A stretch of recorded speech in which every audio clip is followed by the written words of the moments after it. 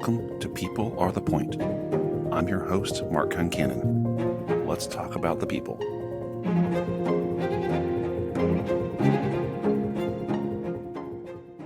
Hi, thank you for joining me today. I'm Mark Concannon, your host for People Are the Point. Today, join me as Jon Warner and I discuss his very diverse background with a lot of focus on people helping disruption happen, and specifically the healthcare industry. Well, Jon, thank you for joining us today. It's great to be here. It looks like you're home in beautiful Palm Springs. Is that right? I am at home in Palm Springs, and it's a beautiful day, and the sun is shining. Oh, it looks great. We love the reflection behind you. It's a gorgeous blue sky. Very nice. I don't want any of those fake backgrounds when I've got a real one. That's right. So you've been in the healthcare industry for quite a while, currently focusing more on boards and advisory roles. Maybe rewind me back a little bit. What brought you into this industry and what drew you to it? Well, I'll try and keep the story short. So I'm going to take you all the way back, and I promise not for too long, to the late 90s when I was in the oil industry, would you believe, Mark? And I was not enjoying particularly my corporate life. And I thought, I'm going to leave and go into the world of management consulting, which I did. By complete luck, no skill on my part, I ended up getting clients in biotech, in pharma very early on. I remember I got some work with a large hospital system, and I thought, wow, I really like this healthcare sector.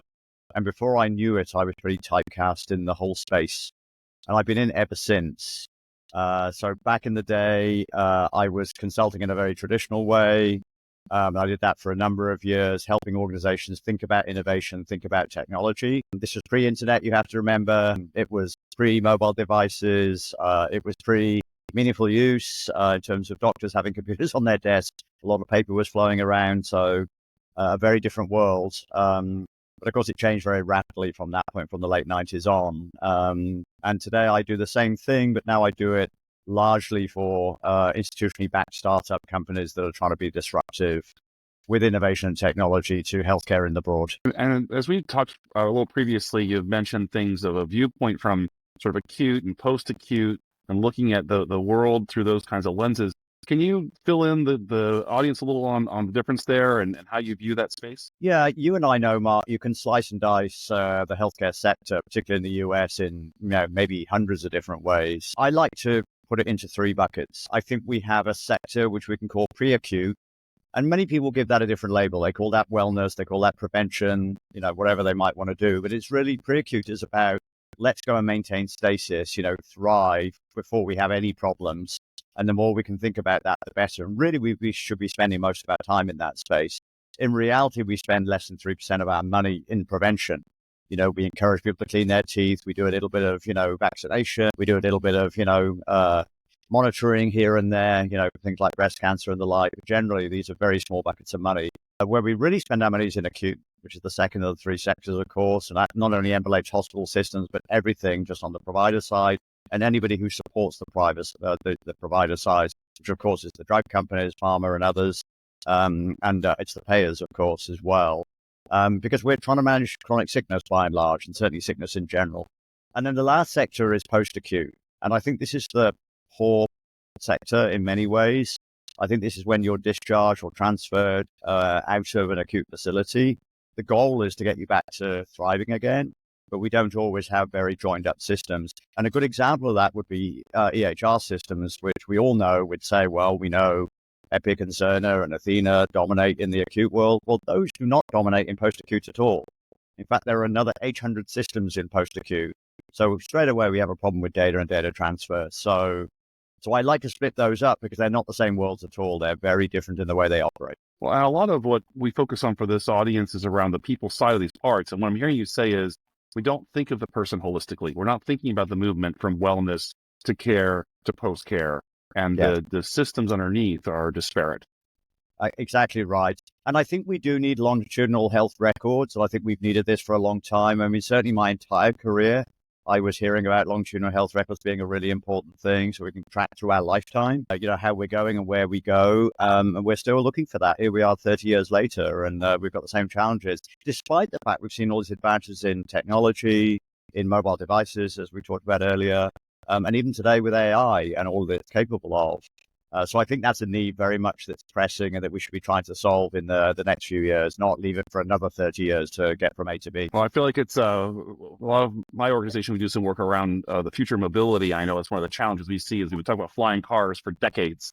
And we're just coming up now on flying taxis, maybe in the next decade. So it's hopefully healthcare will move a little faster than that. Yes, that's hope it is. Well, and Mark, let's hope we can reimagine a little bit. So I think one of the things we are prone to do in healthcare is to incrementalize, in my view, which is just to make it a little bit better. When in fact, I think we need to, in some case, completely reimagine the space we're thinking about. Hospital systems are a very good case in point. I mean, it's a 200-year-old institution. And even the whole idea in a very small nation as we were here in the US, for example, I sit here in California, coming into a single hospital made a lot of sense perhaps back then. Today, it makes less sense. So how does our hospital, where does it look? It's hence we talk about hospital at home, but it's not about incrementalizing towards that. It's about putting in place something that's brand new, really newly thought through in the first place. Yeah, no, that makes sense. Well, if we think about, John, you went from oil and gas, you did consulting where you obviously influenced and impacted a number of organizations, different industries, now focused on board activities and helping, again, folks succeed and disrupt. If you think back on your career, though, was there anyone who stands out? I mean, a couple people that influenced your steps in these directions and how you approach business? Yeah, there are many people I had, and I'm very privileged to have some excellent mentors, both corporately and then also in the consulting world, in terms of how to think. And I think the lessons from those mentors, if I talk about them as a generalized way, were to think in contextual terms more than anything else. I think that's the lesson that I learned from all of them. That the problem in front of you has many layers beyond it, and we should be thinking about those because any way that we might pick to try and improve them in some way depends on those externalities, we might call them, the unintended consequences. Again, for example, I like these days working back from what's the current workflow before we think about the technology. And as you will know, in the startup world, very often it's build it and they will come. I've come up with something cool because the technology exists, or we found some new material or whatever it might be. Surely someone must want to buy this. Well, that's a hard road, as opposed to saying, can we go and sort of really understand the application area in the first place, the use case at a very high level of detail. And for those who follow me on LinkedIn, you'll know I bang on about a lot of things, but one of them is this whole idea of customer discovery. That was something that a mentor told me. Somebody had worked for Clayton Christensen, the Harvard professor. I love to use the jobs to be done theory these days in order to guide the customer discovery in the first place, which is really about uncovering that use case. Well, and so your passion for disruption and growth and mentorship, these things are very clear. What is something you do outside of the workspace that maybe is also a passion for you or something that influences how you approach the work? So my biggest passion, and in fact, I've turned this into a business. So close to 4 years ago now, and I guess it's consistent with my working world, but I do it on the side and it's a nonprofit. I formed a nonprofit called One IE.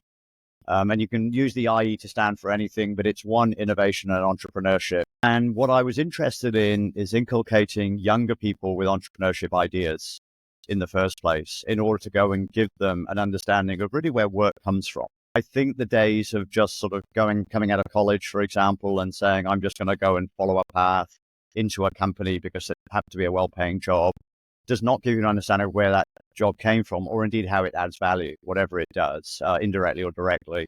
So I wanted to give people entrepreneurship skills in the same way we would teach mathematics or English or anything else as a subject area. So we formed that nonprofit to go and train kids, and we start as low as high elementary school, 9 and 10-year-olds. We do middle school, we do high school, we do some community college, and we're specifically teaching those skills, which even to this day, I'm sorry to say, business schools tend not to teach. If you go and do an MBA today, you're really taught to be a consultant more than anything else. So a lot of analytical tools and the rest of it. Entrepreneurship's got a lot of other skill sets that need to be taught. And it's a joy to do, Mark. It's one of the most joyful things I do. We've trained close to 600 kids now, mostly, and we've got them understanding the entrepreneurship game from a very young age. And that excites me a lot because I think it's going to make a huge difference in their lives going down the track. That's amazing. Out of curiosity, like how long is that program? If they came in at 10, are they done in a year or is it a long-term commitment? So we do it as short. So we do a number of programs. So we do boot camps in some cases, which are an intensive 2 days, and then we track them on a mentorship basis then for 10 subsequent weeks. We do a whole semester program, and in some cases we do a whole year's program in conjunction with a school. So it fits into there, whether it's after school or within the school curriculum. Of course, regulations tend to go and dictate how much we can and can't do that. So it can be in all three of those formats. But in all cases, it's incredibly practical. It's very mentorship centered, and we usually get them building something at the end of it. So, for example, with elementary kids, we actually get them building a lemonade stand. And it's not so much how the lemonade stand works. It's more about differentiating the product they sell. So what is it they're going to go and take to market? And at the end of a program, a semester, for example, it's whoever builds the best product and sells the most through that on a given day that kind of wins at the end of it. So we have elements of competition in the mix too. Oh, that's kind of fun. So they actually do compete with each other locally as part of the program. They do. That's fun. And it's great fun to watch. And it's funny watching 9 and 10-year-olds using terms like my customer acquisition cost. And, I don't think my TAM is big enough, my total addressable market. You think, wait a minute, that's a 10-year-old talking. But they're very quick to learn stuff like this. And I think those are the life skills that are going to help them down the track. Well, so I think about the way you're approaching these conversation pieces, whether it be the children, whether it be your consulting, whether it be the boards and the startups.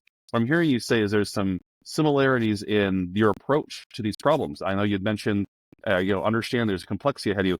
How would you, is there I don't know, maybe it's not simple. Is there a simplified way you think about each of these problems that you approach them and the people that are part of it? Yeah, I mean, I'm not sure there's any formula because every company is different and every problem they're trying to solve is different. And indeed, the target customer is different. But I do think that I'll allude to one thing I said earlier and something else I'll add to it. I do think getting them thinking about the contextual picture is important, sort of in what area are we operating and have we enveloped everything we should be thinking about, let's say as a startup. And so, for example, who supplies us is something we really think about. What's the supply chain into us in order to render a service, for example? If we have a piece of technology, we might be relying on being on someone else's platform, for example. Do we really understand that? So I think contextual thinking is really important, but so is clarity. And that's what I'd add to the mix. I think what's common about all of those is if we have a conversation even like this, and let's say we start talking about hospital at home, it is a really good idea to go and get Mark's view of what hospital at home looks like and what I think it is, because they may not be the same. For you, it might be something on a simple telehealth level. For me, it might be something, much more integrated with other virtual care solutions we might plug in and digital health in all of its forms. It might involve wearables and remote patient monitoring and the rest of it. We don't clarify that. We're in very deep trouble because we're talking across purposes. Even within something like telehealth, I know something like 60% of all telehealth is still simple text messaging and phone calls. I know a lot of people assume it means doing a video web conference like this. It is not. That is pretty minor in the mix. So we have to clarify our terms, I think, more than anything else. So I think that's common to all engagements that I'm involved with. I think you even said for the telehealth example that it's the number of vendors in the space are inordinate to the problem, meaning there's a lot of challenges with who are you dealing with and where is the data and what's your experience going to be. I absolutely agree. And if I just came from the health conference in Las Vegas, which is, it's a very big conference, 15,000 people. I heard at that conference, I can't corroborate whether it's true, but we have 700 telehealth platforms available in the US today. I mean, how can we navigate between of those? So I think it's a simple area in which we need some consolidation, we need some integration, we need some navigation to help us, because I think there's just too much complexity to deal with with that kind of number being on the horizon. Yeah, no, I completely agree. It makes sense. So changing gears a little bit, but you moved to Palm Springs relatively recently, within the last few years? Yes, just before the pandemic, my wife and I heard my mother-in-law was actually living out here. We thought this would be a better place to go and hang out, work from home than LA, where we were living. We were in Los Angeles, so we thought we'll miss the ocean, but maybe not the traffic. And once we lived here, it was very hard to leave. So we finally decided, well, let's sell up and let's move out here permanently. We have a nice airport close by. I can continue to travel. And so it's been. So here I am, 5 years later. Yeah, and Palm Springs is such a beautiful area. And I agree. If you really want to get back to LA and see the beach, it's 4-hour drive? Not too bad. It's a 2-hour drive, right? 2 hours. You're right. It can be a 4-hour drive when they close all 3 highways, which they sometimes do. But it's 100 miles to my west, and I do get to LA pretty. It's a big city on my doorstep, so it's hard to avoid completely. But yeah, Palm Springs is pretty nice as a place, and we've got 500,000 people living out here these days. So I've got quite a lot going on in my little city. Yeah, no, it's definitely the small bubble, so to speak, that it is has a lot within it to do. It's great. Yes.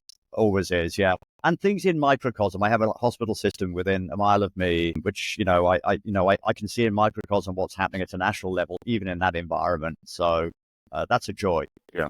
Are there certain challenges you're seeing that come out of that? Because to your point, there's a lot of challenges right now at the national level.